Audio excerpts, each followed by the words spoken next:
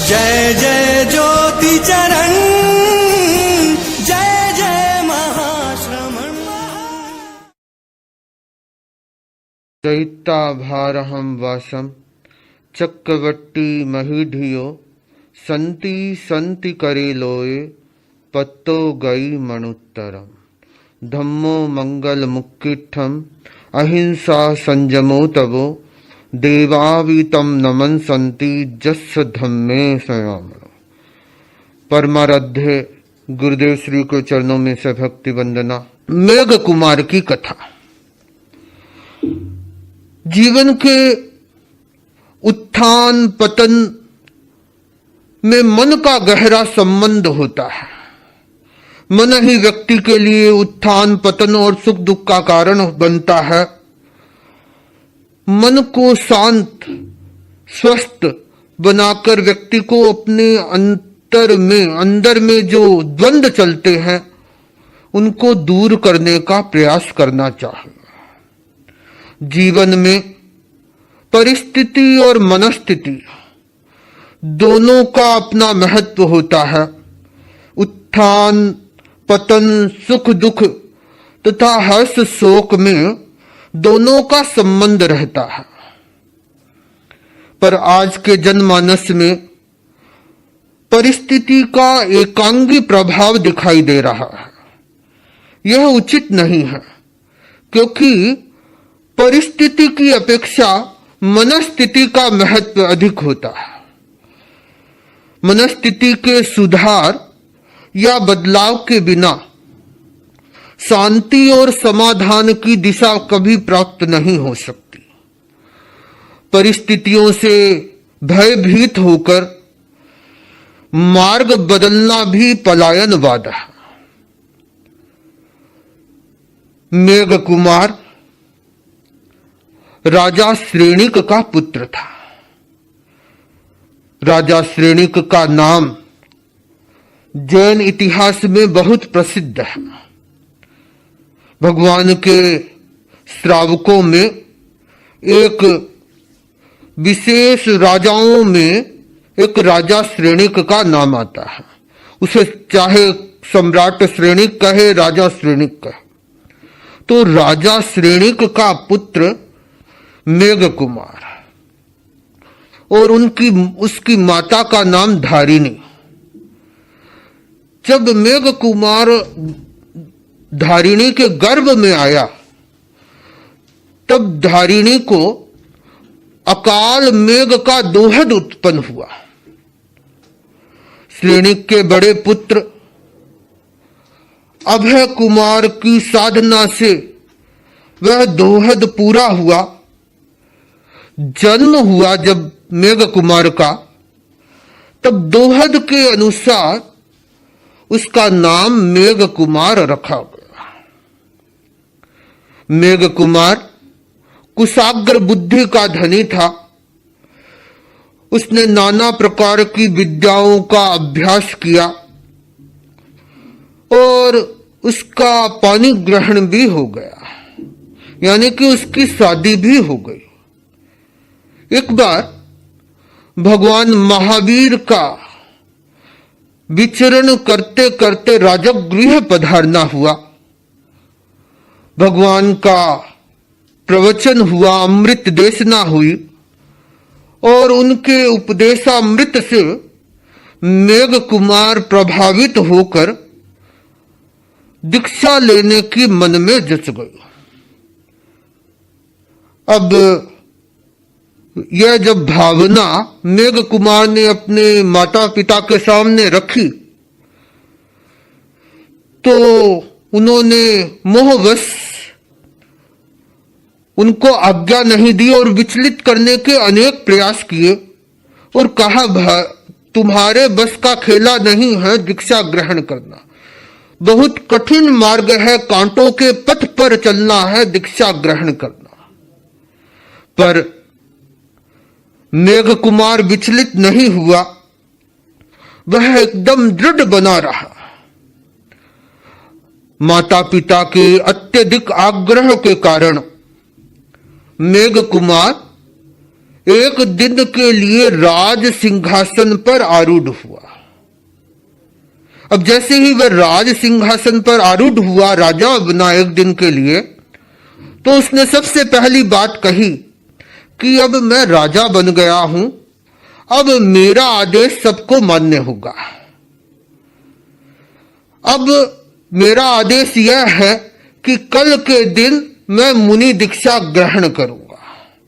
अब कोई नहीं बोल सकता। उनके माता पिता में तो यह भावना थी कि जब राज सिंहासन पर आएगा, भौतिकता की चकाचौंध में रहेगा, तो अपने आप दीक्षा की बात भूल जाएगा।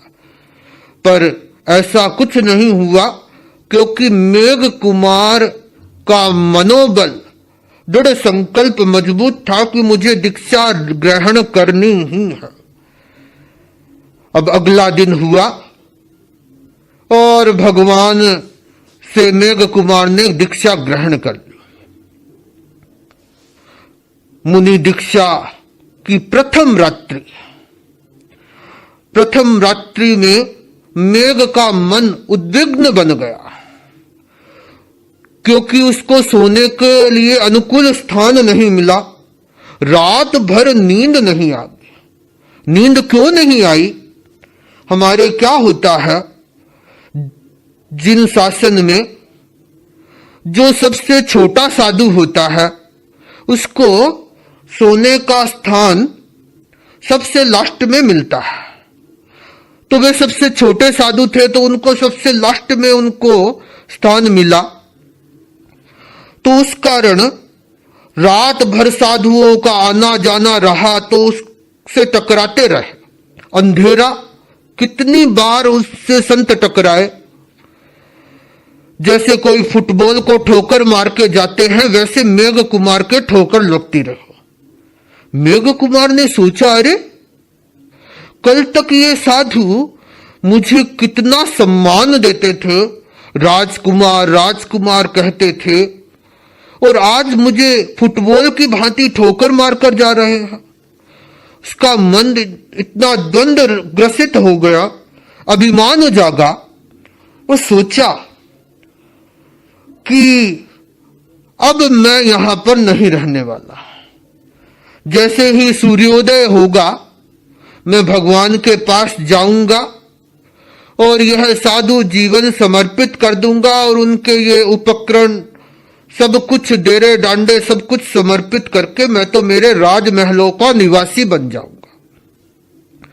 सूर्योदय हुआ और मेघ कुमार भगवान महावीर के सानिध्य में पहुंचता है। और जैसे ही मेघ कुमार भगवान महावीर के पास पहुंचते हैं, तो भगवान वात्सल्य की वर्षा करते हैं।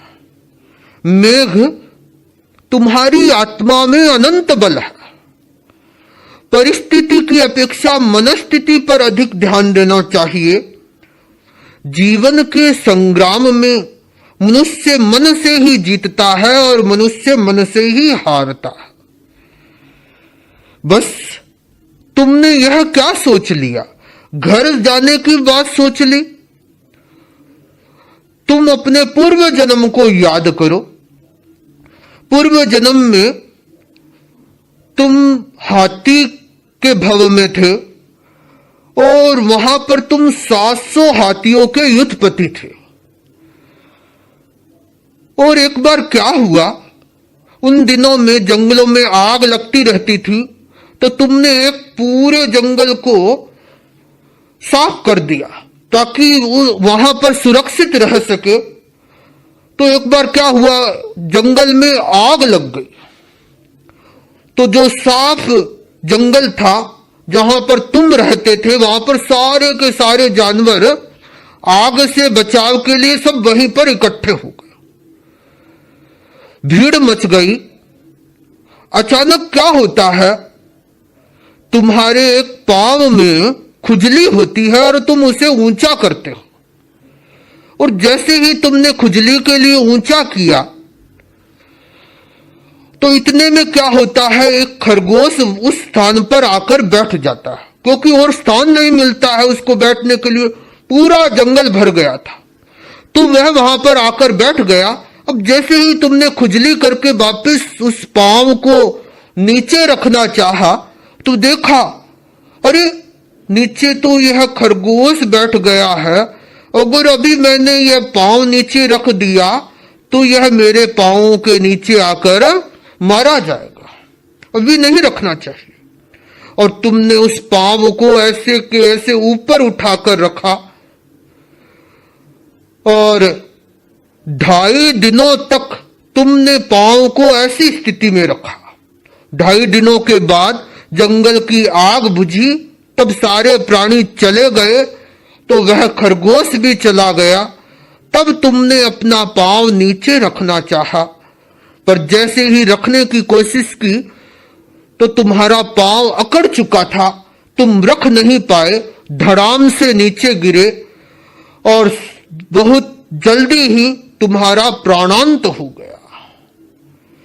और फिर वहां से तुम मृत्यु को प्राप्त कर यहां पर राजकुमार के रूप में उत्पन्न हुए। अब तुम सोचो कि उस समय तो अज्ञानी पशु थे और उस समय तुमने कितनी उस प्राणी पर अनुकंपा की, हिंसा से बचाव किया और ऐसी स्थिति में तुम आ गए। आज तो तुम ज्ञानी मनुष्य हो और तुम एक रात में घबरा गए। किमें गराइम करिस्सई, एक रात नींद नहीं आई तो क्या हुआ। इस तरह भगवान ने मेघ कुमार को संबोध प्रदान किया और ऐसे भगवान के फरमाते फरमाते मेघ कुमार को जाति स्मृति ज्ञान हो गया और मेघ कुमार अपने पूर्व भव की यात्रा में चला गया और सारा दृश्य उसे कैमरे की भांति दिखाई देने लगा। और उसने भगवान से अपने संकल्प को पुनः दोहराया और भगवान के समक्ष कहा, मुझसे बहुत बड़ी गलती हो गई, अब मुझे आप वापस अपने पास ही ले लीजिए। और उन्होंने अपने व्रत को, उन महाव्रतों को पुनः संकल्पित किया और वे आध्यात्मिक साधना के लिए समर्पित हो गए। उन्होंने क्या कहा, मेघ कुमार ने क्या कहा, वो बात बहुत जोरदार है। मेघ कुमार ने भगवान से निवेदन किया कि भगवान, इन 2 आंखों को छोड़कर मेरा सारा शरीर इस आपकी साधना के प्रति, आपके प्रति समर्पित है। ये 2 आंखें मुझे ईर्या समिति के पालन के लिए चाहिए और सब कुछ आपको समर्पित है। कितने बड़े उद्गार मेघ कुमार ने प्रकट किए और वह साधना में समर्पित हो गया। अंत में कहते हैं कि विपुल गिरी पर्वत पर 1 महीने का अनशन व्रत ग्रहण किया मेघ कुमार ने और अनशनमय जीवन की यात्रा उसने संपन्न की। और कहते हैं यात्रा संपन्न करके सर्वार्थ सिद्ध विमान में वे उत्पन्न हुए और आगे जाकर कहते हैं वहां से वे महाविदेह क्षेत्र में जाएंगे और वहां से वे मोक्ष को प्राप्त करेंगे। इस तरह मेघ कुमार ने अपने जीवन में कैसी परिस्थिति आई पर भगवान महावीर का उपदेश प्राप्त हुआ और ऐसी मनस्थिति भी बनी, परिस्थिति भी बनी, पर भगवान महावीर की वाणी से ऐसा संबोध मिला, ऐसी प्रेरणा मिली, ऐसा मार्गदर्शन मिला कि वह गिरते गिरते उठ खड़ा हुआ। जहां वह साधुपन से गिर रहा था, गिरते गिरते भगवान महावीर ने अपने ज्ञान के माध्यम से जान लिया, पहले ही जान लिया क्योंकि भगवान केवली बन चुके थे, तो उन्होंने मेघ कुमार के अंतर्द्वंद को पहचान लिया और मेघ कुमार पुनः संभल गया। ऐसे ही हमारे जीवन में अनेकों अनेक मन चित्र पर अनेकों अनेक उतार चढ़ाव आते रहते हैं। जीवन में भी अनेक उतार चढ़ाव आते हैं। कभी दुख के क्षण आते हैं, कभी सुख के क्षण आते हैं, कभी परिस्थितियां अनुकूल आती हैं, कभी प्रतिकूल आती है उन सब परिस्थितियों में हम हमारे मन को संतुलित रखने की साधना करें तो हम हमारे जीवन को प्रगति की ओर, आध्यात्मिक उन्नयन की ओर ले जा सकते हैं।